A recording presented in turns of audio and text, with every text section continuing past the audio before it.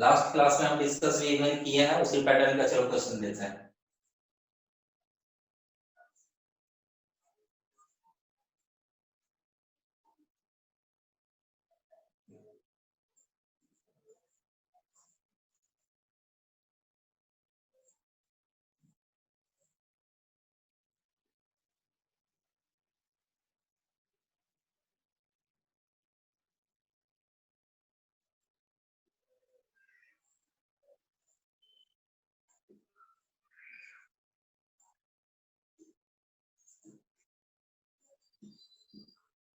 ध्यान देना, एक सर्किट है जहां पे पोटेंशियल डिफरेंस बैटरी का क्या है 24 वोल्ट है और 4 रेसिस्टर कनेक्टेड है, 3 ओम, 3 ओम, 12 ओम, 6 ओम। आपको यहाँ पे फाइंड करना है total resistance of the circuit first.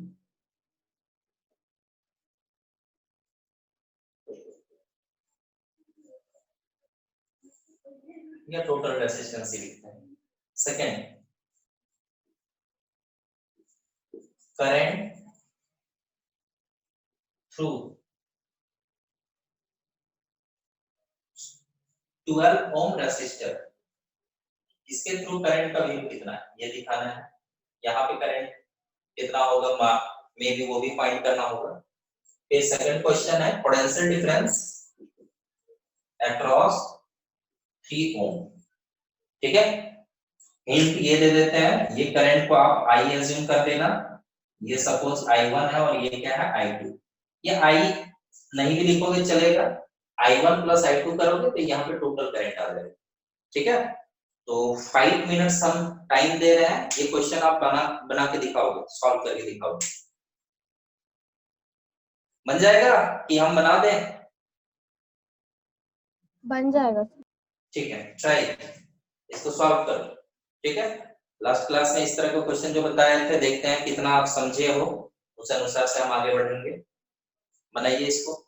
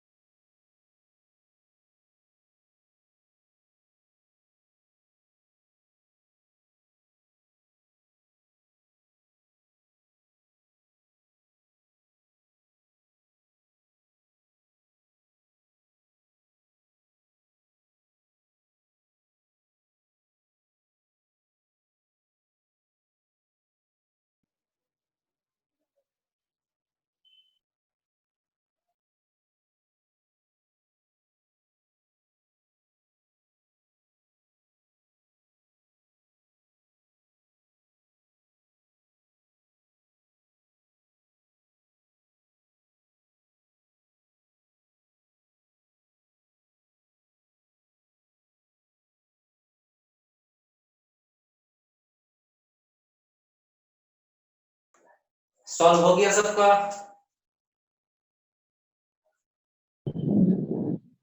Solve हो गया तो मिला लोगे, हम बस सॉल्व कर दिए हैं, बना दिए हैं, लेकिन अभी नहीं दिखाएंगे सॉल्यूशन, पहले आप लोग सॉल्व कर लो, ठीक है? सॉल्व कर लो आराम से। क्वेश्चन यदि देखने का है तो क्वेश्चन आप देख सकते हो, सॉल्यूशन मत देखो, क्वेश्चन, ठीक है?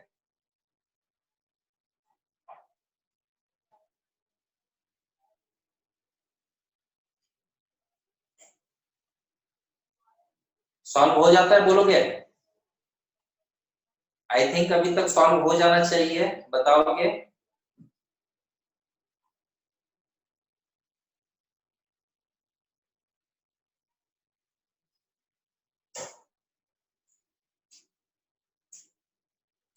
यदि सॉल्व हो जाता है, ठीक है, आंसर बताओगे, या चलो मैथ भी कर सकते हो, सॉल्व कर दिए हम, ठीक है? आई होप क्वेश्चन बनना चाहिए।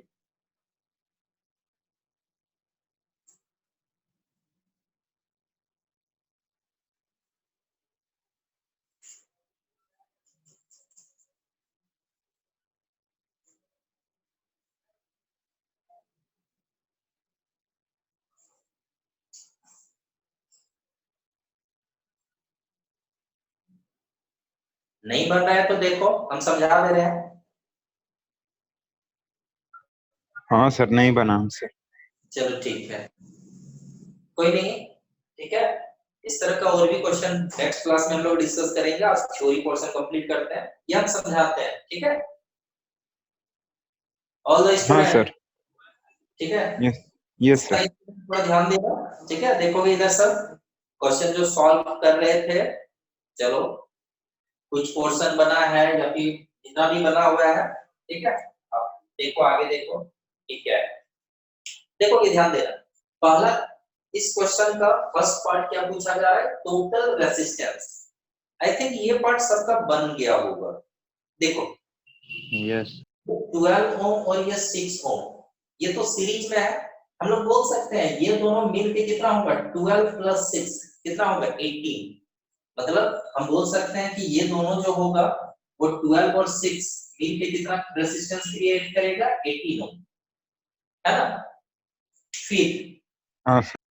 3 ओम और 3 ओम मिलके कितना रेसिस्टेंस क्रिएट करेगा, तो बोलेंगे 3 एंड 3 कितना, 6 ओम। बैटरी चलो ये है कितना है, 24 वोल्ट का है।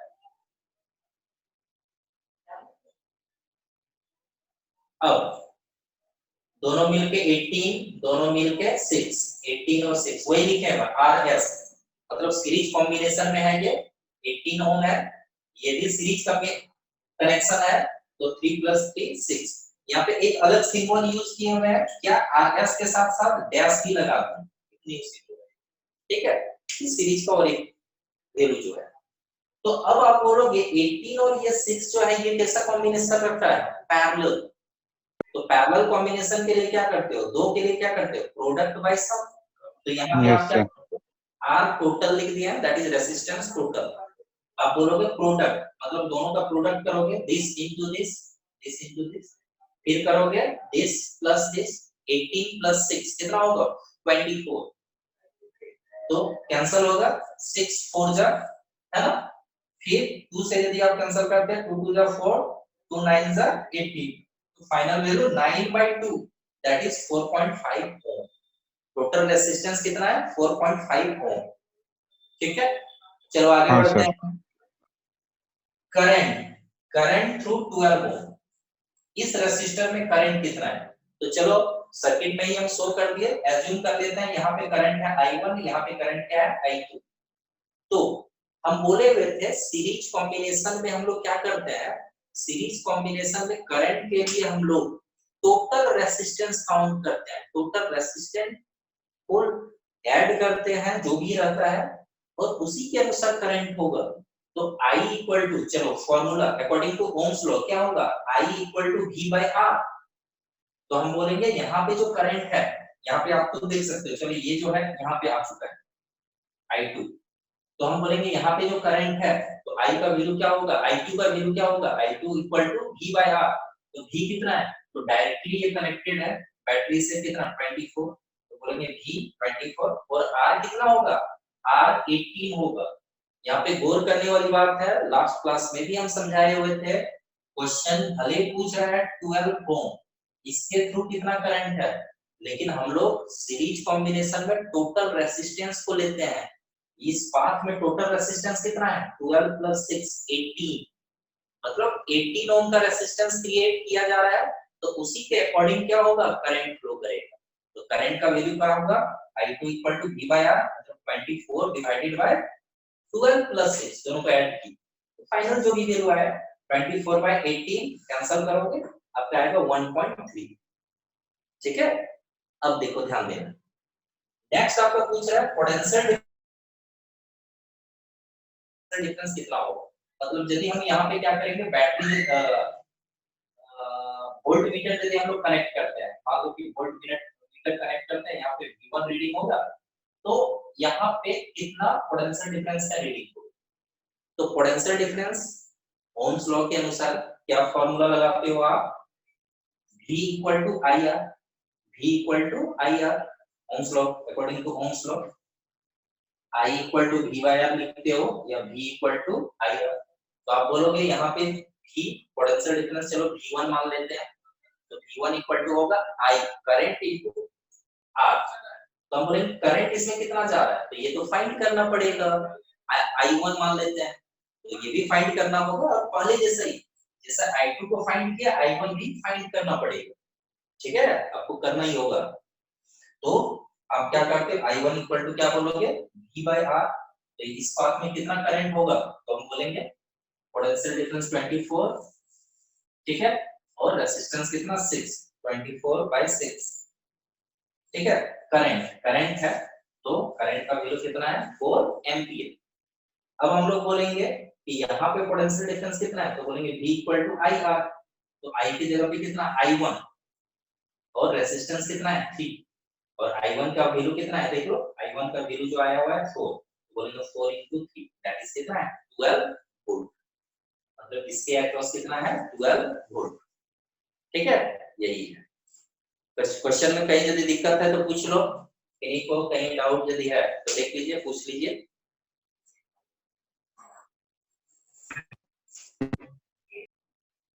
Any doubt? No sir. No sir. No sir. आगे बढ़ जाए। Yes sir. चलो ठीक है, यस सर। ले लो इसका।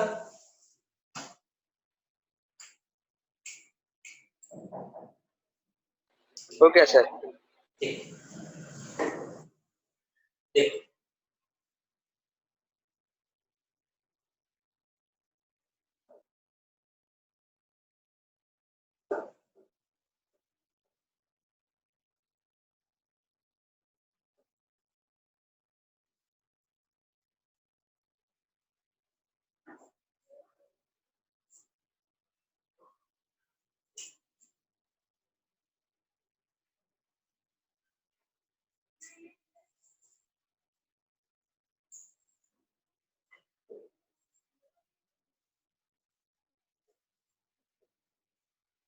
what is heating effect of current?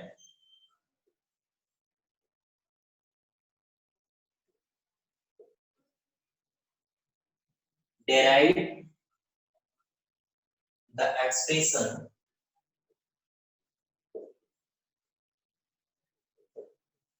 of heat produced in a conductor.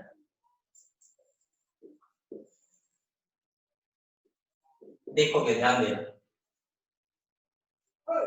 Current का 3 इफेक्ट होता है, ठीक है, और ये तीनों इफेक्ट के बारे में आप पढ़ने वाले हैं यहाँ पे। ठीक है, इसी चैप्टर में करंट इलेक्ट्रिसिटी में ही आप डिस्कस करोगे हीटिंग इफेक्ट ऑफ करंट, और एक नेक्स्ट चैप्टर आप पढ़ोगे magnetic effect of current. Even magnetism याद करना, क्लास 9 में भी था, इलेक्ट्रिसिटी एंड मैग्नेटिज्म, ठीक है, शायद था। तो सेकंड आप पढ़ोगे magnetic effect of current, third है केमिकल इफेक्ट ऑफ करंट। तो chemical effect of current detail में यहाँ पे नहीं बात करेंगे, हल्का फुल्का जो भी होगा थ्योरी चलो डिस्कस करेंगे हम लोग, ठीक है, लेकिन 2 चैप्टर चैप्टर में आपका दो चीज काफी डिटेल में दिया हुआ। हीटिंग इफेक्ट ऑफ करंट का मतलब क्या? जब भी सर्किट में करंट फ्लो होता है तो कंडक्टर में क्या होता है, हीट प्रोड्यूस होता है। मतलब करंट फ्लो हो रहा है सर्किट में तो वहां पे हीट प्रोड्यूस होता है, और इसी को हम लोग क्या बोलते हैं, हीटिंग इफेक्ट ऑफ करंट। ठीक है। हाँ, अब जानते हैं कि रीजन क्या है कि क्यों हीट प्रोड्यूस होता है। जब भी सर्किट में कोई एक इलेक्ट्रिक सर्किट है उसमें जब करंट फ्लो हो रहा है तो वहां पे हीट प्रोड्यूस क्यों होता है, तो इसका आंसर आपको मिलेगा रेसिस्टेंस पे। ध्यान देना, रेसिस्टेंस। जब हम रेसिस्टेंस समझाए हुए थे, ठीक है, तो वहां पे हम बताए हुए थे कि रेसिस्टेंस का रीजन क्या है। ठीक है, कोई एक जन यदि बताओगे तो बहुत बढ़िया है मेरे लिए। रेसिस्टेंस क्यों क्रिएट होता है कोई भी कंडक्टर पे, ये बताओ। सर फ्री आयंस या इलेक्ट्रॉन की वजह से होता है। हाँ, क्या होता है वहां पे? सर मतलब अब कोई भी फ्लो, अगर करंट का फ्लो होता है तो इलेक्ट्रॉन्स रोकता है। करंट का फ्लो हो रहा है मतलब इलेक्ट्रॉन्स फ्लो हो रहा है, और हाँ हाँ, इलेक्ट्रॉन्स में एक अपोजिशन क्रिएट होता है। अपोजिशन मतलब क्या, हाँ इलेक्ट्रॉन रिपेल करता किस है। कारण से रुकता है या किस कारण से अपोजिशन क्रिएट होता है, ये हमको जानना है। ठीक है, बताओ। सर माइनस चार्ज रहता है इलेक्ट्रॉन पे, तो सर कोई भी तो सर माइनस माइनस रिपेल कर जाता है। नहीं नहीं नहीं सर लाइक चार्जेस आयंस की रिपेल। वजह से नहीं नहीं नहीं, ये रीजन नहीं बताया था। इलेक्ट्रॉन्स जब इलेक्ट्रॉन्स बहुत फ्रीली मूव करता है। मूव करता है, इलेक्ट्रॉन्स मूव करता है, क्या होता है, कोलाइड करता है। किससे कोलाइड करता है? आयन से, यस पॉजिटिव फिक्स्ड आयन से पॉजिटिव कोलाइड आयन से। करता है। याद करना बताए हुए थे पॉजिटिव फिक्स्ड आयन कि एक एल्युमिनियम का यदि एटॉम है तो वो 3 इलेक्ट्रॉन को लूज किया है। यदि हम बात करेंगे कि वायर में जब इलेक्ट्रॉन्स मूव कर रहा है, ठीक है, इलेक्ट्रॉन मूव कर रहा है तो वो किससे टकराता है, कैटायन से टकराता है। किससे टकराता है, कैटायन से। तो रेसिस्टेंट किन किन फैक्टर्स पे डिपेंड करता है, चारों फैक्टर में यही बात आया हुआ था कि भाई जब इलेक्ट्रॉन्स मूव कर रहा है तो वो कैटायन से टकरा रहा है, कॉलिजन हो रहा है कैटायन के साथ। कॉलिजन जितना कम होगा रेसिस्टेंस उतना कम होगा। कॉलिजन कम कब होगा, ठीक है, तब हम बोले थे एरिया ऑफ क्रॉस सेक्शन ज्यादा होगा तो कॉलिजन कम होगा। लेंथ ज्यादा होगा तो कॉलिजन बढ़ जाएगा, ये भी बोले हुए थे कि जितना ज्यादा लेंथ होगा उतना ज्यादा कॉलिजन होगा। ठीक है, तो रेसिस्टेंस का रीजन क्या बताया हुए थे कि कोई भी इलेक्ट्रिक सर्किट में जब इलेक्ट्रॉन फ्लो करता है, इलेक्ट्रॉन जब फ्लो करता है तो इलेक्ट्रॉन्स क्या होता है, कैटायन के साथ टकराता है, और कैटायन के साथ टकराने के कारण क्या होता है, उसका स्पीड कम हो जाता है, स्पीड या वेलोसिटी कम हो जाता है। ठीक है, तो मतलब वेलोसिटी कम हो रहा है तो 1 सेकंड में जितना चार्ज फ्लो करना चाहिए उससे कंपैरेटिवली कम चार्ज फ्लो करेगा, मतलब करंट का अमाउंट क्या होगा, कम हो जाएगा। ये बताएगा। अब देखोगे यहीं से हीटिंग इफेक्ट ऑफ करंट का रीजन मिलेगा। यहाँ पे आप क्या बात किए कि जब इलेक्ट्रॉन्स मूव कर रहा है तो इलेक्ट्रॉन्स क्या होता है, कैटायन से टकराता है। ठीक है, और कैटायन से टकराने के कारण क्या होता है, उसका वेलोसिटी कम होता है।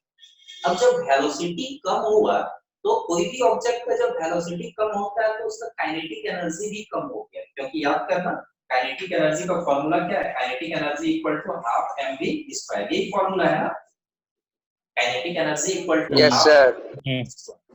तो मतलब जितना भी इलेक्ट्रॉन्स मूव कर रहा है, कितना इलेक्ट्रॉन मूव करेगा वो तो डिसाइड करेगा बैटरी का पोटेंशियल डिफरेंस।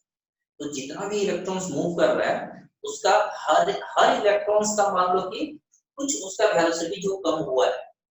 अब वेलोसिटी के कम होने के कारण क्या, उसका काइनेटिक एनर्जी कम हुआ, क्योंकि kinetic energy is directly proportional to velocity, square of velocity. तो जब उसका वेलोसिटी कम हो गया तो काइनेटिक एनर्जी कम हुआ। बाय द वे बहुत सारे जो इलेक्ट्रॉन्स हैं और सारे इलेक्ट्रॉन्स का जो वेलोसिटी कम हुआ उस कारण से उसका कितना काइनेटिक एनर्जी कम हो गया। चलो एज्यूम कर लेते हैं कि 10 जूल एनर्जी जो काइनेटिक एनर्जी था वो कम ही आ गया, कम हुआ। तो इलेक्ट्रॉन्स में जो काइनेटिक एनर्जी जो ज्यादा था मान लो कि कुछ कम हुआ तो उसमें जो एनर्जी में डेप्रिसिएशन हुआ, कमी हुआ, ठीक है, लॉस हुआ, द डेप्रिसिएशन इन और the loss in its kinetic energy, ये जो हुआ काइनेटिक एनर्जी में जो कमी आया वो किसी न किसी फॉर्म में तो कन्वर्ट होगा, क्योंकि कंजर्वेशन ऑफ एनर्जी क्या कहता है, energy can neither be created nor be destroyed, it can be transform from one form to another.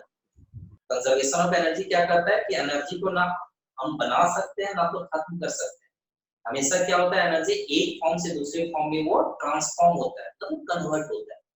तो यदि 10 जूल इलेक्ट्रॉन्स का काइनेटिक एनर्जी 10 जूल कम हो गया तो ये 10 जूल एनर्जी कहाँ गया, खत्म तो नहीं हो सकता है, वो कन्वर्ट होगा, किसमें कन्वर्ट होगा, तो हीट में कन्वर्ट होगा।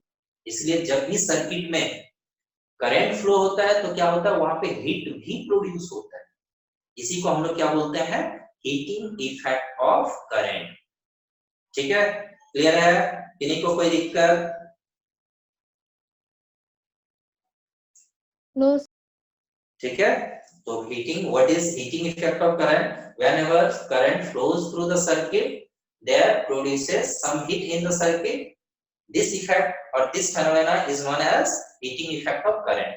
reason क्या है, when electrons collide with cations the velocity of the electrons get decreased, it means kinetic energy of the electrons get decreased, hence the depreciation in the kinetic energy is transformed into heat energy। मतलब जितना भी kinetic energy में depreciation हुआ, कमी हुआ, वही amount किसमें convert होता है, हीट एनर्जी में। therefore it is produced in the circuit। Circuit में क्या होता है, हीट प्रोड्यूस होता है। अब बात ये आता है कि सर्किट में हीट प्रोड्यूस होता है, वायर में भी हीट प्रोड्यूस होता है, चलो कम अमाउंट में, लेकिन हम लोग हीटिंग इफेक्ट ऑफ करंट का ही, इसी इफेक्ट का हम लोग यूज करते हैं कुछ कुछ डिवाइसेस में। ठीक है, कौन कौन से डिवाइस में, बहुत ऐसे डिवाइस होगा, ठीक है, जैसे इंडक्शन चूल्हा हो गया, है ना, हीटर हो गया, ठीक है, और भी बहुत सारा आयरन हो गया, ठीक है, इलेक्ट्रिक केटल होता है, केतली होता है चाय बनाने का, तो इस तरह का बहुत ऐसा डिवाइस आपको मिलेगा, इलेक्ट्रिकल अप्लायंस मिलेगा जहां पे हीटिंग इफेक्ट ऑफ करंट का यूज होता है। अब बात ये आता है कि जब भी सर्किट में हीट प्रोड्यूस होगा या कोई कंडक्टर पे, कोई एक कॉइल पे, जैसे हीटर का कॉइल है, तो वहां पे हम हीट प्रोड्यूस करना चाह रहे हैं, क्या किन किन फैक्टर्स पर डिपेंड करता है। ठीक है, तो फॉर्मूला ये है आपके पास, amount of heat produce H equal to I square R T, H equal to I square R T, ये फॉर्मूला याद रखना है। इस फॉर्मूला का चलो डेरिवेशन भी अभी हम बता देते हैं। क्वेश्चन चलो ये खुद से लिख लेना आप, what is heating effect of current. ठीक है, कि करंट फ्लो होता है तो हीट प्रोड्यूस होता है, इसी को बोलते हैं हीटिंग इफेक्ट ऑफ करंट। फिर नेक्स्ट पोर्शन में क्या दिया हुआ है, derive the expression of heat produced in a conductor, कि कोई भी कंडक्टर में हीट जो प्रोड्यूस होगा, कितना प्रोड्यूस होगा, उसका एक्सप्रेशन डेराइव करो, that is you have to derive or prove H equal to I square R T, जब ये डेराइव करेंगे, लेकिन साथ ही साथ ध्यान देना, इसमें जब ये फॉर्मूला आपको याद है तो इसमें और एक क्वेश्चन का आंसर आपको मिल जाएगा। ठीक है, कौन सा क्वेश्चन, एक क्वेश्चन ये भी देता है, हम लिखवा नहीं रहे हैं, आपके बुक में बहुत अच्छे से दिया रहेगा, आपको प्रैक्टिस कर लेना, लिख लेना, अभी हम बस डिस्कस कर दे रहे हैं। देता है state joules law of heating effect of current, state Joule's law of heating effect of current।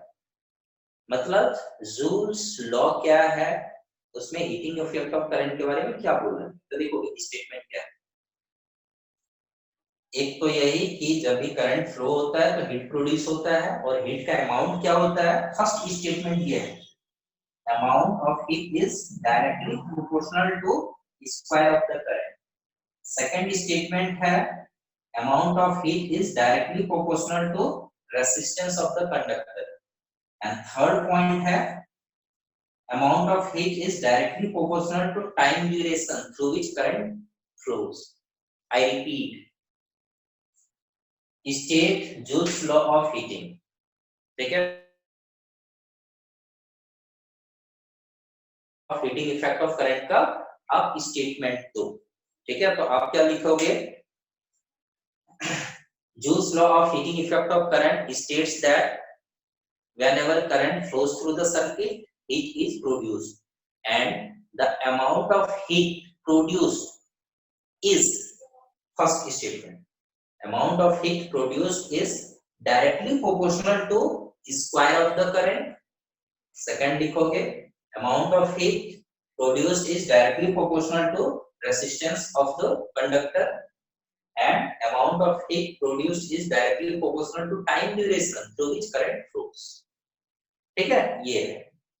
आप चाहो तो स्क्रीनशॉट ले लो, ये लिख लेना ताकि आपके ध्यान में रहेगा, है ना, फटाक से ले लीजिए, ये मिटाने वाले हैं। ठीक है, लिख लोगे ये, इन्हीं को दिक्कत, ये समझ गया जूल्स लॉ? Yes sir.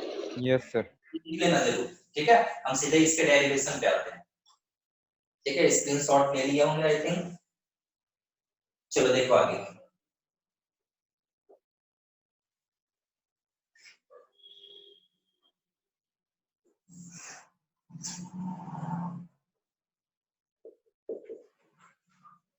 ध्यान देना। चलो हम लोग एज्यूम करते हैं कि कोई एक सर्किट है, कोई सर्किट में जो पोटेंशियल डिफरेंस है कंडक्टर के एंड्स का, वो पोटेंशियल डिफरेंस कितना है, V है। तो हम लोग को पता है कि potential difference V equal to क्या होता है, W by Q, total work done by total charge. तो हम यहाँ पे क्या करेंगे, W इक्वल टू क्या बोलेंगे, VQ, W equal to VQ cross multiply किए।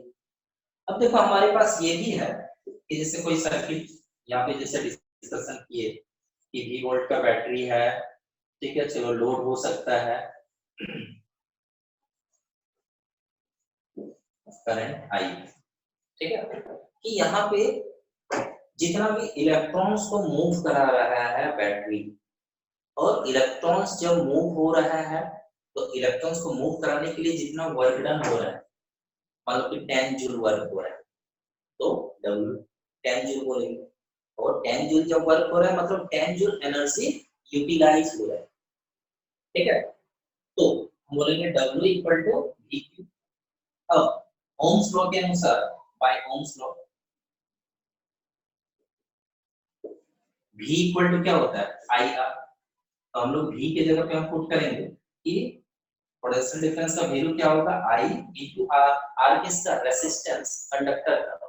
मान लो कि जो डिवाइस है, जो डिवाइस में हीटिंग इफेक्ट हम चाहते हैं उसका रेजिस्टेंस।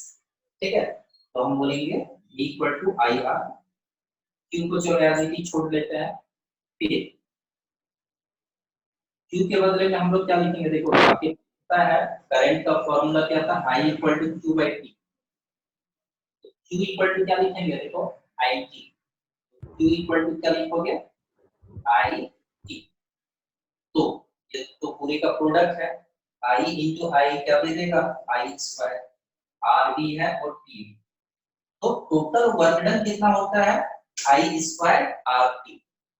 तो ध्यान देना, ये जो टोटल वर्क डन है, मतलब टोटल वर्क डन जो भी हुआ, जितना भी एनर्जी यूटिलाइज हो रहा है वर्क डन में, और जो डिवाइस, जिस डिवाइस में जैसे मान लो कि हीटर का बात किए, उसमें जो कॉइल है, तो कॉइल में जितना भी इलेक्ट्रॉन्स मूव कर रहा है, करंट फ्लो कर रहा है, उसमें सारा जितना भी इलेक्ट्रॉन्स मूव करने के लिए जितना भी वर्क डन हो रहा है, वो सारा का सारा एनर्जी कन्वर्ट किया जाता है, या कन्वर्ट होता है इसमें हीट एनर्जी। इसलिए हम बोलेंगे कि जितना वर्क डन हुआ उसमें जितना भी एनर्जी यूटिलाइज हो रहा है वो किसमें कन्वर्ट हो रहा है, हीट एनर्जी। इसलिए amount of heat produced H equal to क्या होगा, I square RT, I square RT। ठीक है, ये है। तो यहाँ पे हम लिखेंगे since energy utilize in the work done on the charge transform into heat energy। इसलिए हम लोग क्या कर रहे हैं, W के बदले में क्या लिख दे रहे हैं, H। मतलब जितना भी वर्क डन हो रहा है हीट में प्रोड्यूस हुए। ठीक है, अब देखो ध्यान देना, एक क्वेश्चन ये भी आता है, एक क्वेश्चन यहाँ पे हम डिस्कस कर दे रहे हैं ताकि ये कंफ्यूजन आपका होगा कि सर जिस तरह से हीटर में जितना हीट प्रोड्यूस हो जाता है हीटर का कॉइल में, तो काफी ज्यादा हीट प्रोड्यूस होता है, हाथ यदि ले जाए तो काफी ज्यादा वहां से टेम्परेचर मिलता है हम लोग को, हाथ जलने जैसा लगता है। ठीक है, लेकिन हीटर का कॉइल में इतना हीट प्रोड्यूस हो रहा है, लेकिन कॉर्ड में, कॉर्ड मतलब क्या, वायर, कि वायर कनेक्शन, जहां कनेक्शन हम 2 पिन या 5 पिन सॉकेट से हम कनेक्शन दिए हैं, ये जो वायर है, वायर से हम लाए हीटर तक कनेक्शन। हीटर का कॉइल ग्लो करता है, काफी ज्यादा चमकता है, उसमें काफी ज्यादा हीट प्रोड्यूस हो रहा है, लेकिन कॉर्ड में तो उतना हीट प्रोड्यूस नहीं होता है। उतना हीट प्रोड्यूस होता है तो मेल्ट कर जाता है कॉइल, जो वायर है, कॉर्ड है, वो मेल्ट कर जाता है। ऐसा क्यों नहीं होता, ये क्वेश्चन भी। ठीक है, क्वेश्चन क्या है, a cord of the electrical appliance doesn't glow while coil of heating element glows. Why? कि भाई क्यों वो ग्लो करता है? तो देखो ध्यान देना, जो कॉइल, हीटर का जो कॉइल है, ठीक है, उसका रेसिस्टेंस या रेसिस्टिविटी बहुत ज्यादा होता है, और जो कॉर्ड है, वायर है, उसका रेसिस्टिविटी क्या होता है, काफी कम होता है। सपोज हम क्या करते हैं, चलो एग्जांपल से समझते हैं, करंट का अमाउंट, मान लो कि ये वायर है, वायर का कनेक्शन और यहाँ हीटर तक आया, और हीटर में क्या है, ये कॉइल। करंट कितना फ्लो कर रहा है, मान लो कि 5 एम्पियर, करंट यहाँ से आया 5 एम्पियर, कॉइल में भी जा रहा है 5 एम्पियर, तो यहाँ पे हीट कितना प्रोड्यूस हो गया, यहाँ पे, तो H इक्वल टू बोलेंगे I स्क्वायर आर टी। तो यदि हम बोलेंगे I स्क्वायर, तो 5 का स्क्वायर होगा 25। रेसिस्टेंस जो है, वो करना, कंडक्टर का रेसिस्टेंस कम होता है, और यहाँ पे जो कॉइल यूज करते हैं हम लोग, नाइक्रोम, जैसे जो हीटर होता है, हीटर में कॉइल के रूप में क्या यूज किया जाता है, नाइक्रोम वायर यूज किया जाता है। तो वो क्या होता है, उसका रेसिस्टिविटी क्या होता है, बहुत ज्यादा होता है, रेसिस्टेंस बहुत ज्यादा।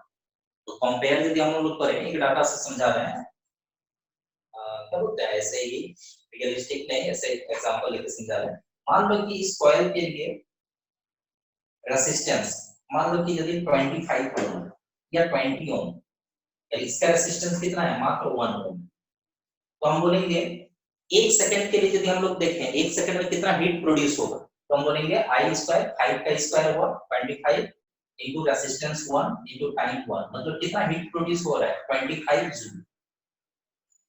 लेकिन यदि हम यहाँ पे बात करें, कॉइल पे यदि हम बात करें, तो यहाँ पे बोलेंगे I स्क्वायर, मतलब करंट का वैल्यू कितना हम बोले थे, 5 एम्पियर यदि लिए, तो I स्क्वायर मतलब क्या, 25, आर का मतलब कितना, 20, टाइम ड्यूरेशन चलो वही लेते हैं 1, तो कितना आ रहा है, देखो रेसिस्टेंस ज्यादा होने के कारण, रेसिस्टेंस उसके कंपैरिजन में 20 टाइम्स है, 100 टाइम्स है, बहुत ज्यादा होता है उसके कंपैरिजन। इस कारण से क्या है, यदि वहां पे 25 जूल हीट प्रोड्यूस हो रहा है, तो यहाँ पे कितना हो रहा है, 500 जूल हीट प्रोड्यूस हो रहा है। ठीक है, तो कॉइल जहां पे हम लोग हीटिंग इफेक्ट का यूज करना होता है, वहां पे कॉइल का रेसिस्टेंस क्या होता है, बहुत ज्यादा होता है, सो दैट आई स्क्वायर के साथ क्या होता है, वो मल्टीप्लाई कर जाता है, और मल्टीप्लाई करने के कारण क्या होता है, वहां पे बहुत ज्यादा हीट प्रोड्यूस। ठीक है, ये समझे, क्वेश्चन क्वेश्चन समझ गए ये, कि कॉर्ड ग्लो करता है लेकिन कॉइल ग्लो करता है। ठीक है, कोई दिक्कत? No sir. No sir. तो ये जो डेरिवेशन है, चलो डेरिवेशन लिख लो, ये तो रफ को हम मिटा रहे हैं।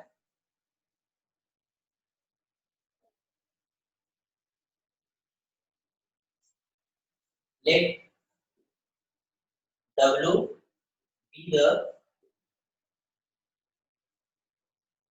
amount of work done to move Q coulomb of charge in the circuit। ठीक है, तो W जो है वर्क डन है, इसलिए हम लोग बोलेंगे W equal to VQ। V equal to बोल दिया आई आर और आई के बदले बोल दिए क्यू के बदले बोल दिए आई, W क्या हो गया आई स्क्वायर आर। ठीक है ये, ठीक है देख लो इसको, स्क्रीनशॉट लीजिए पे।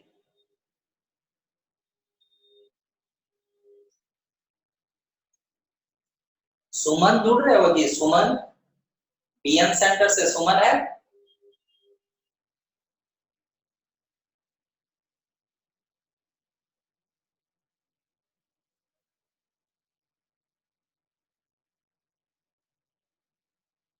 नहीं है।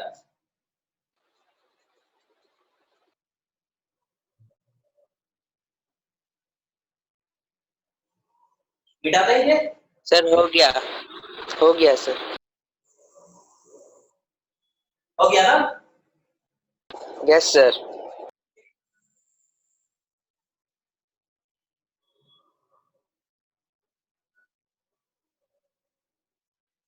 अब देखोगे इलेक्ट्रिक पावर, ठीक है हम लोग नेक्स्ट टॉपिक है इलेक्ट्रिक पावर। ये क्या है?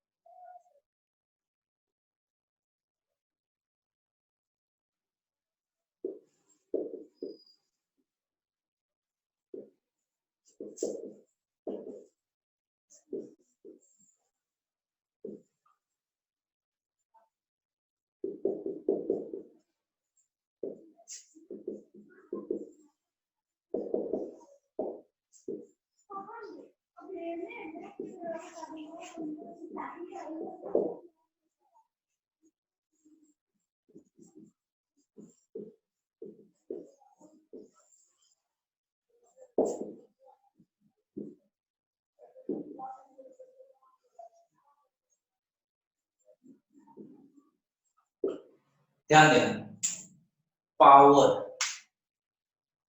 तो पावर यदि हम लोग बोलेंगे तो कोई भी एजेंट का हो सकता है, कोई भी अप्लायंस मशीन का हो सकता है, लेकिन चूंकि यहाँ पे इलेक्ट्रिसिटी चैप्टर पढ़ रहे हैं इसलिए हो सकता है टॉपिक आपके बुक में है इलेक्ट्रिक पावर, ठीक है। लेकिन यदि पावर बोलेंगे तो पावर कोई आदमी का हो सकता है, कोई एक एनिमल का जो काम कर रहा है उसका पावर। पावर का मतलब क्या हुआ ध्यान देना, एक छोटा डेफिनेशन पहले समझते हैं। The rate of doing work is called power. Rate का मतलब क्या है कि किस रेट से, मतलब 1 सेकेंड में कितना वर्क हो रहा है, 1 सेकेंड में जितना वर्क होगा उसी को हम लोग क्या बोलेंगे, पावर बोलेंगे। सपोज मान लो कि हम एक एजेंट, हम काम कर रहे हैं, ठीक है, काम कर रहे हैं, क्या कर रहे हैं, बहुत सारा यहाँ बहुत सारा ईंट है यहाँ पे, इसको हम क्या कर रहे हैं, उठा के क्या कर रहे हैं, ऊपर तक ले जा रहे हैं, कोई फर्स्ट फ्लोर तक ले जाता हूँ, तो यहाँ पे तो वर्क डन कर रहे हैं कि हम नीचे से बहुत सारा ईंट जो है उठा के हम नीचे से ऊपर तक ले जा रहे हैं, मतलब वर्क हो रहा है। तो यदि हम लोग बोलेंगे कि टोटल वर्क कितना किया, सपोज अपने भी हम बात कर रहे हैं कि टोटल वर्क मान लो कि किया 100 जूल, ये पूरा इतना जो ब्रिक्स है उठा के हम ले गए, टोटल वर्क किया 100 जूल, और ये वर्क करने के लिए मान लो कि हमको 20 सेकंड टाइम लगा, जितना भी ब्रिक्स था इसको हम नीचे से ऊपर ले जाने के लिए हमको कितना टाइम लगा, 20 सेकंड, मतलब हम 1 सेकंड में कितना वर्क किए। तो चलो total work by total time कर देते हैं, तो हमको क्या पता चल जाएगा, वर्क डन इन 1 सेकंड, तो कैंसिल हो रहा है, तो क्या आता है 5 जूल पर सेकंड, मतलब हम 5 जूल वर्क कर रहे हैं 1 सेकंड में।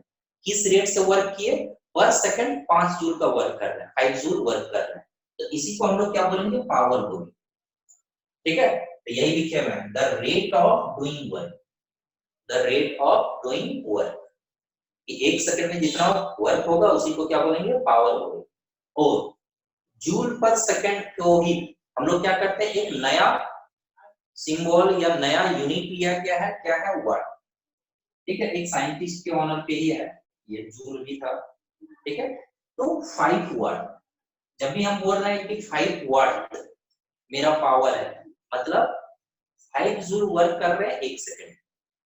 ठीक है, अब देखोगे दूसरा डेफिनेशन। ठीक है, ये डेफिनेशन क्या था कि 1 सेकंड में कितना वर्क हुआ, पावर। दूसरा डेफिनेशन क्या लिखा है, the rate of transformation of energy, मतलब वर्क के बदले में लिखे हुए हैं transformation of energy by an electric appliance. यहाँ पे इलेक्ट्रिक अप्लायंस जोड़ दिए हैं क्योंकि इलेक्ट्रिसिटी चैप्टर है। बाकी कोई ऐसे भी लिख सकते हो, बाय एन एजेंट, एजेंट का भी हो सकता है, कुछ भी। तो the rate of transformation of energy, इसका मतलब क्या कि 1 सेकंड में कितना एनर्जी ट्रांसफॉर्म हो रहा है। ठीक है, तो देखोगे, ध्यान देना, जब भी वर्क होता है, जब भी वर्क होता है तो वहां पे क्या होता है कि एनर्जी ट्रांसफॉर्म होता है, एक फॉर्म से दूसरे फॉर्म में एनर्जी कन्वर्ट होता है। जैसे हमारा जो इंटरनल एनर्जी था, यहाँ पे अभी जो एग्जांपल दिए उसमें क्या हुआ कि हमारा जो इंटरनल एनर्जी था, अंदर का जो एनर्जी था, ब्रिक्स को हम नीचे से ऊपर तक ले गए। मतलब क्या है, कोई भी ऑब्जेक्ट को नीचे से ऊपर तक जब हम लोग ले जाते हैं तो उसमें पोटेंशियल एनर्जी स्टोर होता है। ठीक है, आप पढ़े भी होंगे कि कोई भी ऑब्जेक्ट में हाइट के कारण एनर्जी स्टोर जो होता है उसको हम लोग क्या बोलते हैं, potential energy.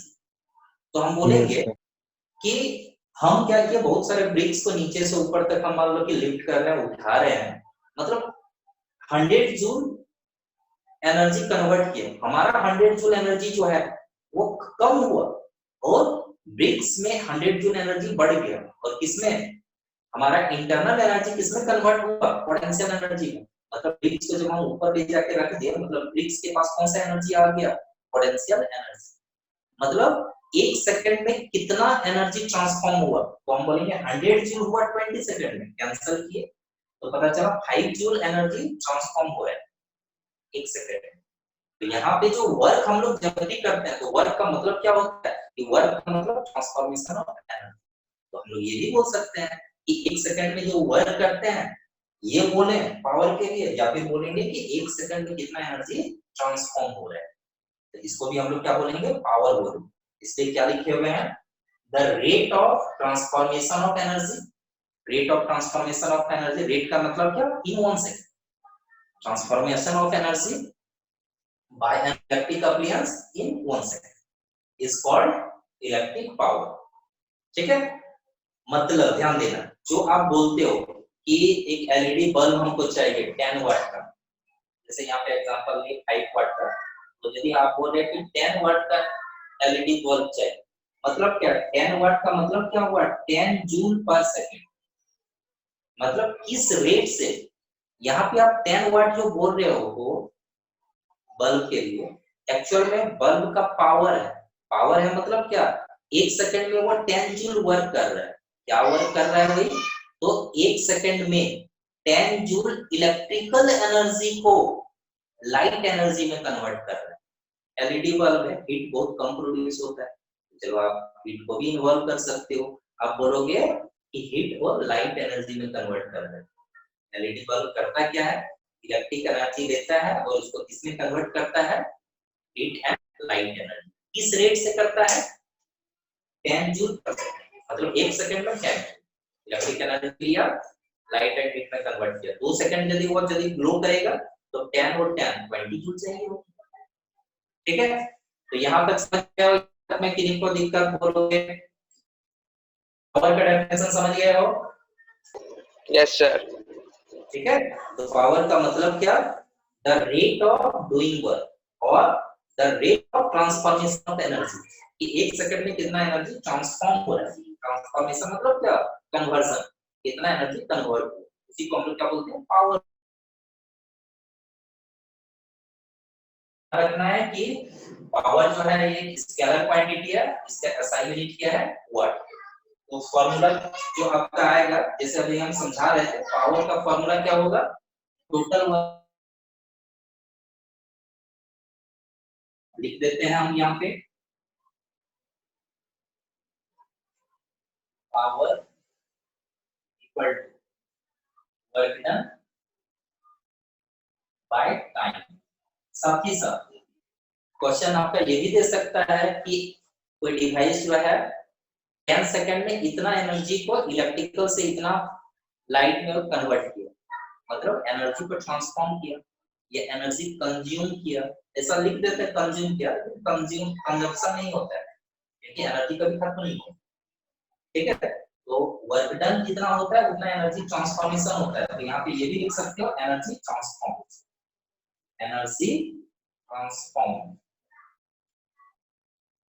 Energy transform by time. तो यही जब हम लोग सिंबल में जब हम लोग रिप्रेजेंट करते हैं तो P equal to W by time. और ध्यान देना आपके पास ये भी है कि कितना एनर्जी ट्रांसफॉर्म हो रहा है, energy equal to power into time, power into time, इसका भी यूज होगा इसलिए और करके हम लिख देते हैं E equal to power into time. Question ऐसा दे देगा कि हीटर, एक हीटर है 1000 वाट का हीटर है और उसको हम 1 आवर तक के लिए हम ऑन रखते हैं, कितना एनर्जी कंज्यूम किया हीटर, कंज्यूम किया मतलब क्या, ट्रांसफॉर्म किया, इलेक्ट्रिकल टू हीट एनर्जी। तो हम सीधे बोलेंगे पावर कितना एनर्जी ट्रांसफॉर्म किया, तो हम बोलेंगे energy equal to power into time. तो ये SI यूनिट में है, इसको SI यूनिट में कन्वर्ट कर लेंगे तो हम बोलेंगे 3600 सेकंड होगा। तो फाइनली जो भी वैल्यू आता है 36 और कितना जीरो 5 जीरो, तो आप बोलोगे 10 टू द पावर 5 जूल। तो इतना जूल एनर्जी को हीट के फॉर्म में कन्वर्ट कर रहा है। तो जैसा क्वेश्चन आपका देता है तो आपके पास क्या होगा, energy equal to power into time, ये भी ठीक है। ये भी क्वेश्चन इस तरह का हम लोग डिस्कस करेंगे, ठीक है। फिर ध्यान देना ये तो है, ये जो अभी हम फॉर्मूला बताए ये कॉमन फॉर्मूला है। आप वर्क पावर एनर्जी चैप्टर पढ़ोगे तो जो 3rd चैप्टर है आपका 10 में, ठीक है। और साथ ही साथ मशीन में भी पावर के बारे में बात करो, ठीक है, तो वहां पे भी हम लोग डिस्कस करेंगे और यही फॉर्मूला अप्लाई करते हैं जो भी बताया, ठीक है। लेकिन इलेक्ट्रिक सर्किट के लिए कुछ और एक्सप्रेशन है, कुछ और फॉर्मूले हैं पावर के लिए, ये देखो क्या है।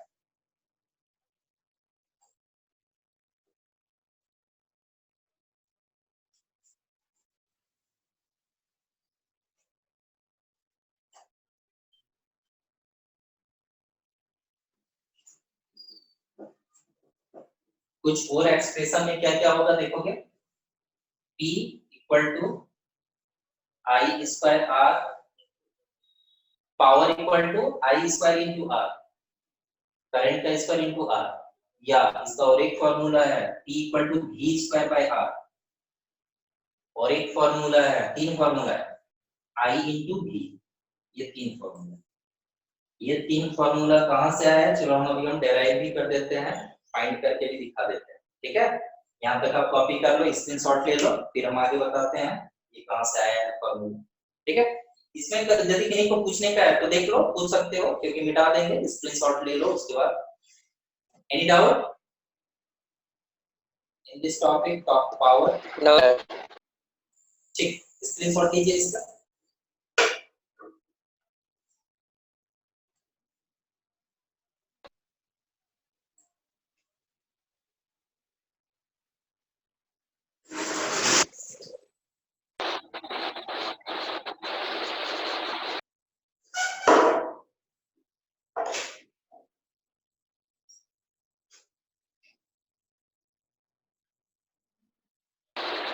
हो गया सर। हो गया, अब देखो आगे।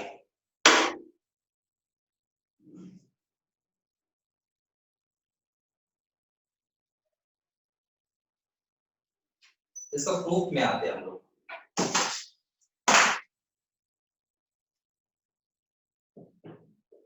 देखोगे अभी हम क्या बताया, power equal to work done by time, ठीक है। ये तो जनरल फॉर्मूला है पावर का, power equal to work done by time.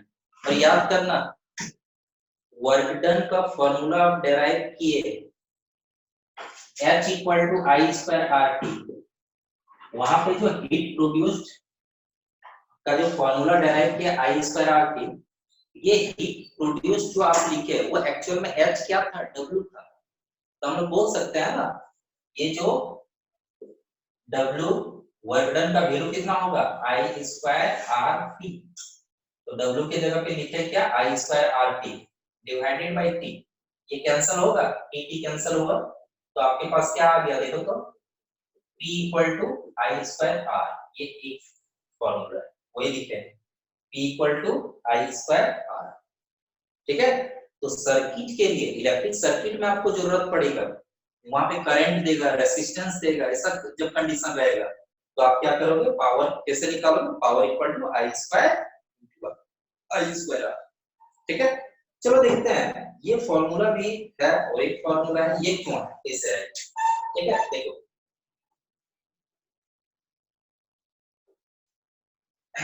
ध्यान दें, P इसको हम ये कर सकते हैं, देखो तो I into I R, I square R के लिए हम लोग बोल सकते हैं I इंटू आई आर। और आपको पता है V इक्वल टू क्या होता है, आई आर होता है, by Ohm's law. Ohm's law के अनुसार क्या है, V equal to I R. तो आप क्या करोगे, I है और आई आर के बदले में क्या करोगे, V। तो पावर का एक फॉर्मूला आपके पास और एक क्या आ गया, P equal to I T. ठीक है, तो इस तरह से यहाँ से एक ये फॉर्मूला आ रहा है, एक ये फॉर्मूला आ रहा है। चलो, और एक जो फॉर्मूला है ये कैसे आता है देख लो। ठीक है, देखो सपोज ये फॉर्मूला यदि हमको डेराइव करना है, मतलब क्या चाहिए, V चाहिए और R चाहिए। तो V चाहिए, चलो V है, ठीक है, I को हम चेंज करते हैं। ठीक है, इसी को चलो हम आगे यदि बढ़ाएं, यूटिलाइज दैट करके, तो हम बोल सकते हैं I इक्वल टू, आई के बदले में हम लोग क्या लिखते हैं, ओम्स लॉ से ही आई इक्वल टू क्या लिखते हैं, V बाय आर। तो आपके पास क्या आएगा, आई के बदले लिखोगे V बाय आर और इसके बगल में क्या है, V। तो फाइनली P का वैल्यू क्या आ रहा है, V स्क्वायर बाय आर। ठीक है, ये थर्ड रिलेशन है। ठीक है, तो इस तरह से तीन फॉर्मूला पावर का है। ठीक है, ये डेरिवेशन नहीं आएगा, कभी नहीं देता है, आपको ध्यान रखना है ये P equal to I square R और V स्क्वायर बाय आर और I इंटू। ठीक है, समझ गए भाई ये। यस ठीक सर। है, समझ गया ना ये। ठीक, इसको स्क्रीनशॉट ले लीजिए इसका।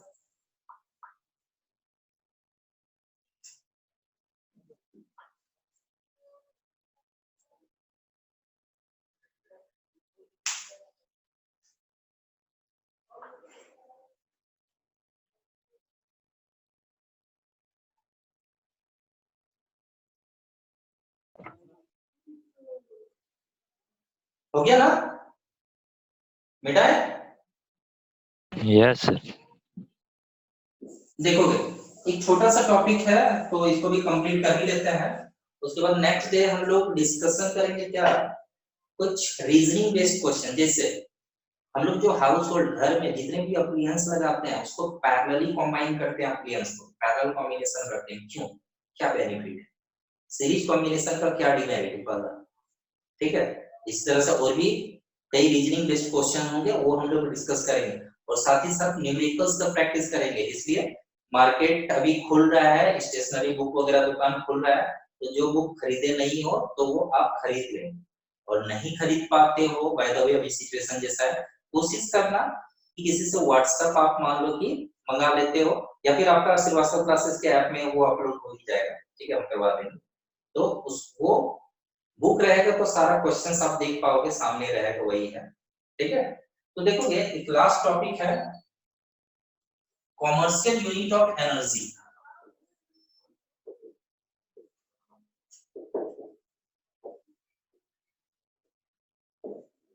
कॉमर्शियल यूनिट का मतलब है जो हम लोग का बिजली बिल आता है, ऐसा सुनने को मिलता होगा या फिर आप जानते होंगे कि इस बार इस महीने का बिजली बिल जो आया, इस महीना 200 यूनिट बिजली बिल खपत हुआ।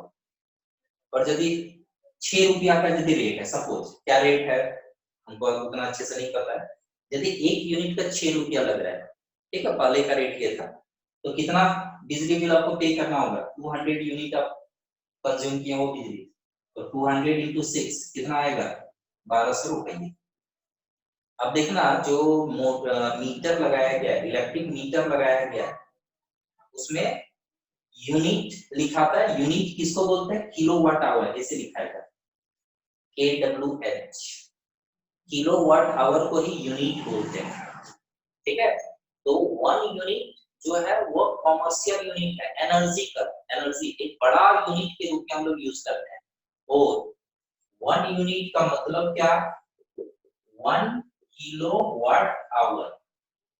अब चलो इसको जूल में कन्वर्ट करते हैं, क्योंकि एनर्जी का यूनिट है जूल, और हम लोग यहाँ पे किलोवाट आवर में वैल्यू लेना चाह रहे हैं, बड़ा वैल्यू लेना चाह रहे हैं। तो हम बोलेंगे, ध्यान देना, आप प्रीफिक्स ऐसे पढ़े हुए हो, ठीक है, कि किलो का मतलब क्या होता है? 1000, 1 किलो मतलब 1000। वाट का मतलब अभी हम बताया जूल पर सेकेंड, और आवर का मतलब एसआई यूनिट में यदि हम कन्वर्ट करें, आवर कितना होगा?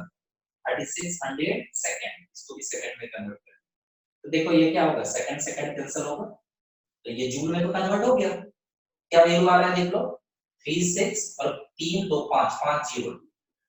इसी को यदि स्टैंडर्ड फॉर्म में लिखेंगे तो बोलेंगे 3.6 into 10 to the power 6 joule. ये किसके लिए है? 1 यूनिट का वैल्यू।